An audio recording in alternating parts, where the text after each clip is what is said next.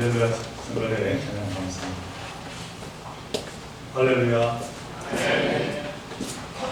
오늘 시간 기쁘고 복된 주일을 맞이해서 감사함으로 예배드리는 여러분 모두에게 예수 그리스도의 사랑과 평강이 충만하시기를 간절히 축원드립니다. 오늘은 대림절 둘째 주일입니다. 그래서 우리 강단 앞에 촛불을 2개를 폈습니다. 이처럼 성탄절을 앞둔 4주 동안 우리는 촛불을 하나씩 켜가면서 예수님의 오심을 기다리고 준비합니다. 그런데 이처럼 촛불을 켜는 분명한 이유가 있습니다. 그 이유란 대림절기 동안에 빛으로 오신 예수님과 또 빛으로 오실 예수님을 동시에 생각하고자 합니다. 우리에게 오신 예수님이란 2000년 전 첫 번째 성탄절에 유대 땅 베들레헴에 태어나신 아기 예수를 가리킵니다. 또 오실 예수님이란 언젠가 종말의 권능을 떨치며 오실 재림 예수를 가리킵니다. 주님은 이미 오셨고 또한 주님은 아직 오시지 않았습니다. 이렇듯 대림절은 이미 그리고 아직 사이를 살고 있는 나를 다시 한번 돌아보고 믿음을 세워나가는 절기가 되는 겁니다. 요한계시록 21장에서 말씀하고 있듯이 새하늘 새 땅 곧 하나님의 나라는 이미 시작되었습니다. 그러나 아직 완성되지 못했습니다. 다시 말하면 예수님의 탄생과 더불어 시작된 하나님의 나라는 예수님이 재림하실 때 온전히 완성이 될 것입니다. 그리고 이 이미와 아직 사이의 시간 동안에 지상의 교회는 그리고 성도는 예수님이 그리신 하나님 나라의 씨앗을 정성껏 가꾸고 키우는 바로 중요한 모임입니다. 그래서 하나님의 뜻이 하늘에서와 같이 땅에서도 이루어지도록 하는 것이 바로 교회와 성도의 사명입니다. 우리 사랑하는 종교의 성도 여러분, 이미 그리고 아직 사이의 시간, 교회와 그리고 저와 여러분에게 주어진 참으로 소중한 시간임을 잊지 마시기 바랍니다. 우리는 각자의 생일날 이미 이 땅에 태어났습니다. 그리고 언제일지 모르지만 하나님께서 우리를 부르시면 그때가 언제이든 각자 자기의 인생을 정리하고 하나님 앞으로 나아가게 될 것입니다. 그리고 각자 주어진 인생이라고 하는 그 사이 시간 동안에 우리가 어떻게 살았고 무엇을 준비했는지에 따라서 개인의 종말인 죽음이 우리의 운명도 갈라지게 될 것입니다. 어떤 사람은 심판을 받을 것이요 어떤 사람은 영원한 생명 곧 구원을 얻게 될 것입니다. 물론 저와 여러분은 하나님의 은혜로 구원받은 자들입니다. 사도 바울은 에베소서 2장 8절에서 이 사실을 분명히 말씀하며 선언합니다. 너희는 이 은혜에 의하여 믿음으로 말미암아 구원을 받았으니 이것은 너희에게 난 것이 아니요 하나님의 선물이라. 그럼 우리는 예수님을 그리스도로 믿고 고백한 구원받은 자들로 그에 합당한 삶을 살아가야 하는 겁니다. 훗날 내 인생의 성적들을 들고 하나님 앞에 섰을 때 하나님께서 내게 뭐라고 하실지 참으로 떨리는 마음으로 우리는 우리의 삶을 책임지며 살아야 할 것입니다. 그러기에 이 대림절은 너무나도 소중한 은혜의 절기가 아닐 수가 없습니다. 매년 반복해서 우리에게 너희는 제한된 사이 시간을 사는 유한한 존재이니 그 제한된 시간 동안 영혼을 준비하며 살아야 한다라고 하는 그 진리를 깨우쳐주는 참으로 중요한 절기이기 때문입니다. 바라기는 이 대림절을 맞이하여서 저와 여러분 모두에게 새로운 믿음의 결단이 이루어지는 참으로 소중한 시간 되시기를 주님의 이름으로 다시 한번 간절히 축원을 드립니다. 저는 오늘 아기 예수의 아버지 요셉이라고 하는 제목으로 말씀을 전하고자 합니다. 예수님의 탄생 이야기에 등장하는 인물 중에서 누구보다 중요한 인물은 당연히 어머니 마리아입니다. 그리고 더불어서 아버지 요셉이라고 그렇게 볼 수가 있습니다. 그런데 이 요셉이라고 하는 인물이 그 누구보다도 궁금한 사람이라고 말할 수 있습니다. 왜냐하면 이 성경은 아버지 요셉에 대해서 거의 이야기하고 있지 않기 때문입니다. 요셉은 실제로는 안 그랬겠지만은 벙어리나 마찬가지입니다. 그가 한마디도 전해지지 않으니 말입니다. 오늘 본문에서도 이 요셉은 한마디도 말하지 않고 천사의 말을 듣고 그가 하라는 대로 했을 뿐입니다. 요셉은 예수 탄생 이야기 외에는 작은 에피소드 하나도 전해지지 않고 그만 무대에서 사라지고 있습니다. 그러니 요셉에 대해서 할 말이 없습니다. 예수의 아버지로 그리고 마리아의 남편으로 그냥 우리가 알고 있을 뿐입니다. 한국의 한 라디오 방송에서 이 아버지와 아들이 얼마나 친밀한가 알아보기 위해서 재미있는 행사를 했다고 합니다.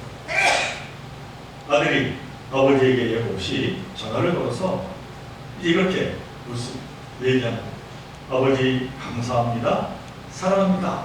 이렇게 말하면은 아버지가 어떤 반응을 보이는지 알아보는 그러한 행사였습니다. 그래서 가장 많이 보인 반응이 바로 이런 것이었다고 합니다. 아들이 아버지에게 전화해서 여보세요 아버지 이렇게 말을 했을 때 아버지가 어떤 반응을 보였겠습니까? 아버지는 아들이 뭐라고 말하는지 듣지도 않고 바로 엄마 바꾸지 마 하고 말하더랍니다. 그러자 아들이 아니에요. 아버지께 드릴 말씀이 있습니다. 아버지 사랑합니다. 라고 말을 했을 때 어떻게 반응했다고 여러분들 생각하십니까? 아버지가 너 술 마셨냐? 라고 그러더랍니다. 그 다음에 아들이 아닙니다. 이 말은 전부터 꼭 하고 싶었던 말입니다. 했더니 아버지가 대뜸 너 돈 필요하냐? 그러면서 돈을 붙여 주시더랍니다. 이렇게 멋도 세련되지 못한 참으로 무뚝뚝한 아버지가 이 시대를 살아가는 보통 아버지의 모습입니다. 그러나 그렇다고 자식에 대한 아버지의 사랑이 없다고 누가 말할 수가 있겠습니까? 한 가정의 가장으로 아버지들은 지금도 묵묵히 주어진 일에 열심히 땀 흘리고 수고하고 있습니다.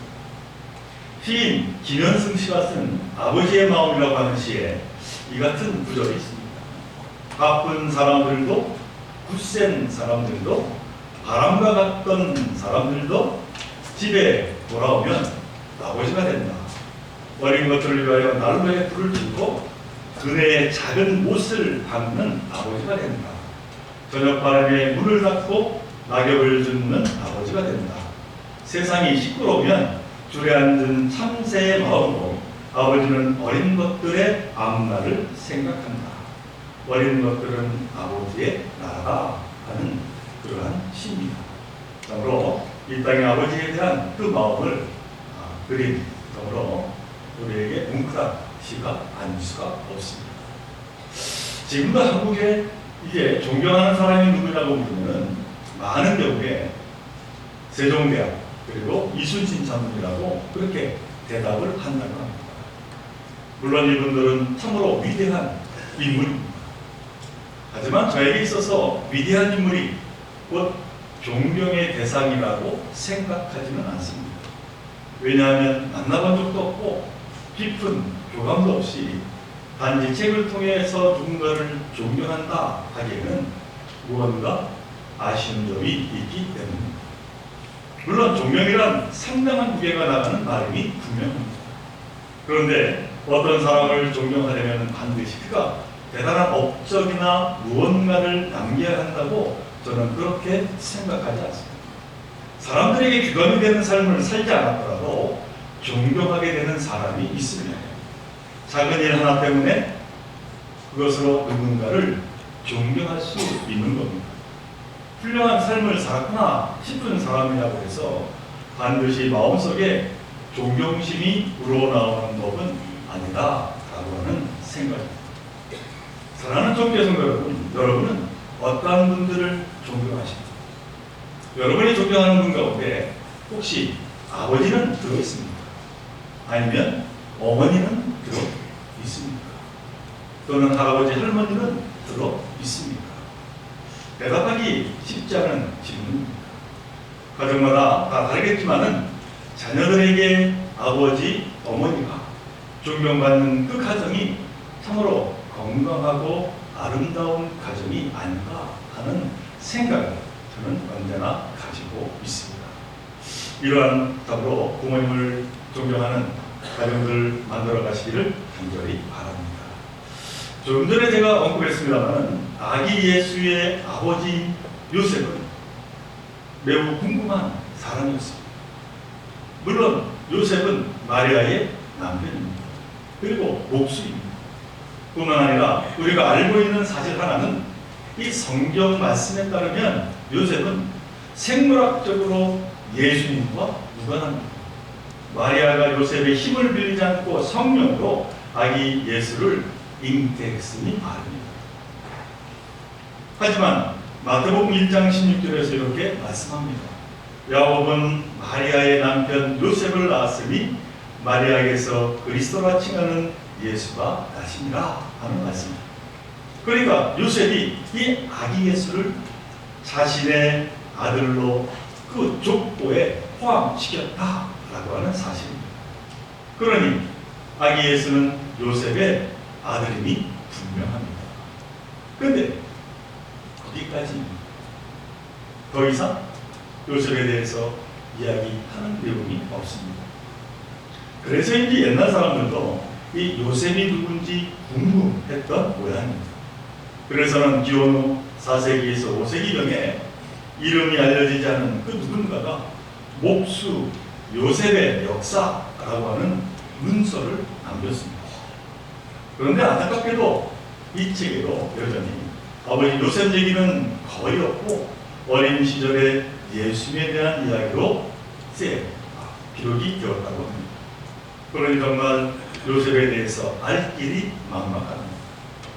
그런데 요셉이 그렇게 잊혀지는 게 섭섭했던지 가톨릭 교회와 정교회 그리고 성공회 교회에서는 이 요셉을 성인의 반열에 올려놓았습니다. 가톨교회는 3월 19일을 이 성 요셉의 축일로 지금도 지키고 있습니다. 그러니까 요셉에 대해서는 어떠한 이야기도 전해 내려오는 것이 없지만은 그러나 우리 믿는 자들에게는 예수님의 육신의 아버지라고 하는 참으로 매우 중요한 인물이다 라고 하는 사실입니다. 그러므로 요셉에 대해서 우리는 아는 게 없지만 그런 성경 말씀과 더불어 전해지는 단편적인 얘기를 토대로 이 요셉이 어떠한 인물인지 또 아기 예수에게는 어떠한 아버지인지 우리는 좀 더 살펴볼 필요가 있습니다. 이 요셉이라는 청년은 성경에 나와 있듯이 갈릴리에서 살고 있었습니다. 그는 가난한 목수였습니다. 그런 그가 동네 처녀 마리아와 약혼해서 결혼 날짜만 기다리고 있었습니다. 그러던 어느 날 참으로 믿기지 않는 소식을 알게 되었습니다. 약혼녀 마리아가 임신을 했다는 소식. 자기와 무관한 약혼녀의 이 혼전 임신 때문에 그가 얼마나 고민했을지 우리는 미루어 짐작해 볼 수가 있습니다. 이는 분명 불결한 일입니다. 당시 유대사회의 관습대로라고 하면 내 아이도 아닌 남의 아이를 혼전 임신한 이 여인을 도저히 용서할 수 없었습니다.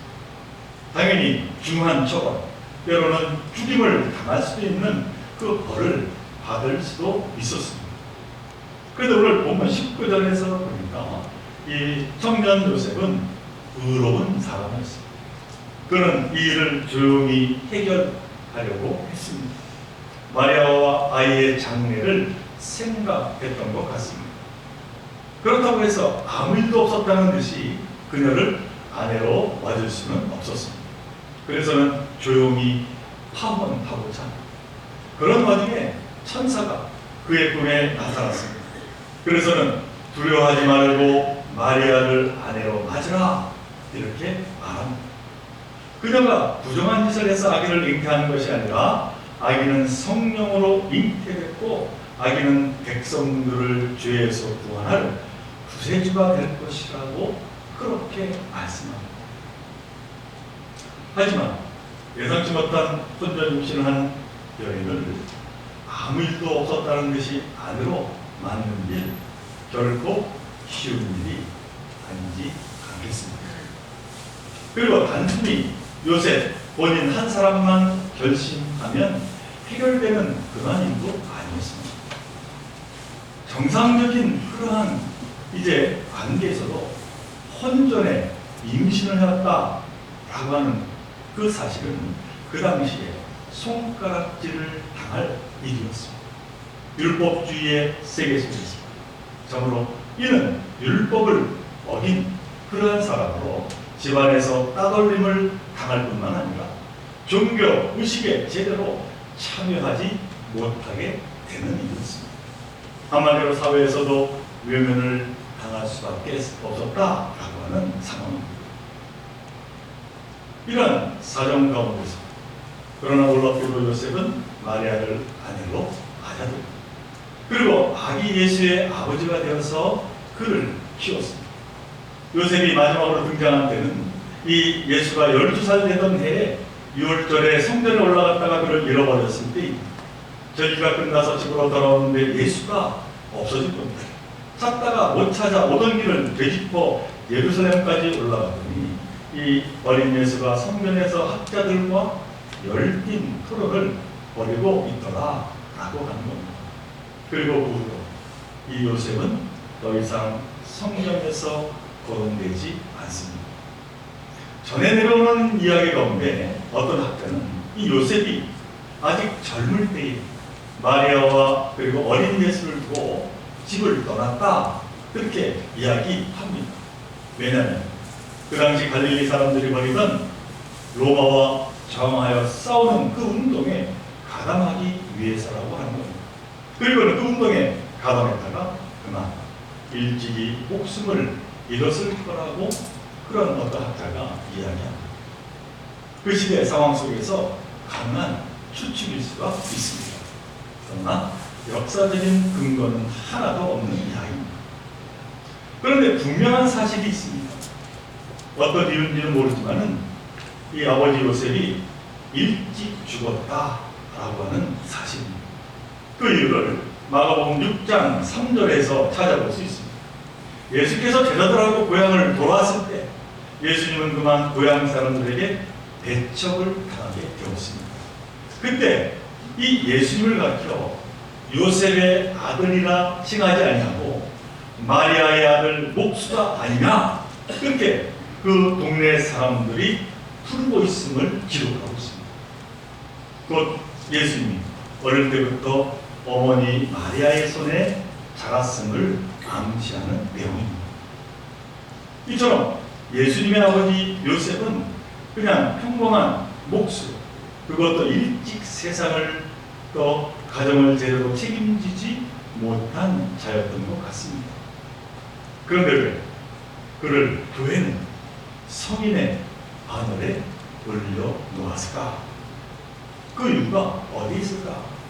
단지 예수님의 아버지라고 하는 이유로 그렇게 성자로 이야기하는 것일까? 여기에는 분명한 이유가 있음을 저는 성경을 통하여 알게 되었습니다.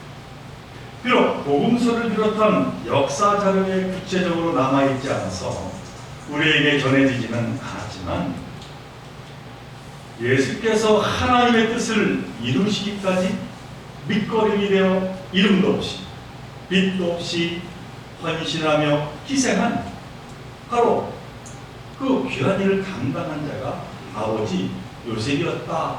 저는 그렇게 생각해요. 오늘 본문에서 보듯이 요셉은 꿈속에서 천사와 대면합니다. 그리고 놀라운 이야기를 듣게 됩니다. 꿈에서 천사는 요셉에게 아들을 낳을 것인데 그 이름을 예수로 지으라고 말합니다. 이 예수라고 하는 이름은 구약성서 히브리어로 여호수아라고 하는 이름입니다. 그리고 그 뜻은 여호와는 구원이시다 라고 하는 의미입니다. 그 천사는 본문 21절에서 그가 자기 백성을 그들의 죄에서 구원할 자이라고 그렇게 요셉에게 말합니다. 요셉은 놀라운 태몽을 꾼 것입니다. 물론 그렇다고 해도 자기의 삶을 골방하게 만들 뿐만 아니라 그에게 엄청난 희생을 요구하는 이 천사의 말을 그대로 받아들이기는 사실 결코 쉬운 일은 아니었을 것입니다. 그는 수많은 생각을 이제 갖게 되었을 겁니다. 그런데 여기 요셉의 놀라운 모습을 보게 됩니다. 요셉은 하나의 결단을 한 것입니다. 천사의 말을 믿으며 그렇게 이제 아기 예수를 자기의 아들로 인정한 것입니다. 이 결단은 너무나도 중요한 결단이 아닐 수가 없습니다. 한 아버지 요셉의 바로 이 꿈이, 이 결단이 아기 예수를 장차 구원자 예수로 나가게 하는 첫 출발이 되었기 때문입니다. 한 아버지의 결단이 아기 예수가 세상을 구원할 메시아가 되는 밑거름이 되었다라고 하는 사실입니다. 이런데 요셉 아버지의 사랑과 희생과 헌신이 없었다면 예수께서 걸어가신 그 십자가의 길은 한층 더 고되고 힘들었을 것입니다.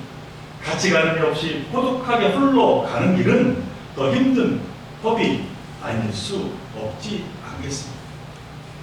비록 그의 행적은 거의 남아있지 않지만 한 아버지로의 결단과 책임을 통해서 아기 예수가 태어나게 되었고 하나님의 뜻이 이 땅에 이루어지게 되었다라고 하는 사실입니다.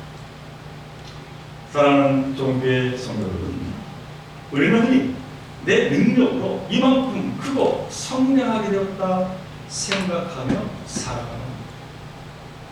내가 이렇게 내 능력을, 이 열심을 다 이 자리에 섰다고 그렇게 우리는 생각하며 살아가곤 합니다.